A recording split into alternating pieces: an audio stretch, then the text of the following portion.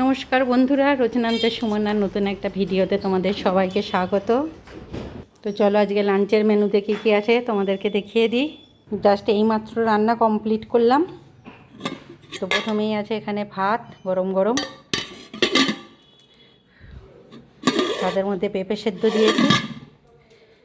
এত গরম যে ঢাকনাটা ধরাই যাচ্ছে না। মুসুর ডাল করেছি, পাতলা করেই করি ডালটা, রেগুলার যেই তো আমরা ডাল খাই, তো খুব ঘন ডাল করি না। মুগের ডাল করলে একটু ঘন করে করি। এতে শুকনো লঙ্কা পেঁয়াজ ফোড়ন দিয়েছি। এখানে আছে কপি ডাঁটার চচ্চড়ি করেছি, বেগুন আলু দিয়ে একদম মাখা মাখা করে। এখানে করেছি আলু ফুলকপির রসা, ধনেপাতা টমেটো দিয়ে করেছি।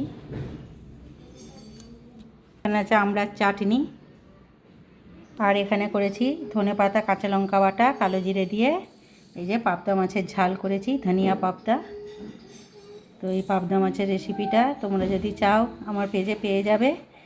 আর এই রান্নাটা দেখতে কীরকম হয়েছে আমাকে সবাই কমেন্ট করে জানিও। তো এই হলো আজকে লাঞ্চের মেনু। ভালো লাগলে সবাই কমেন্ট করো, সবাই আমার পেজটিকে ফলো করো। আর সবার আজকের দিনটা খুব ভালো কাটুক। চলো এবার বর ডিউটি যাবে, তার জন্য ভাতটা রেডি করে ফেলি। সবাইকে টাটা।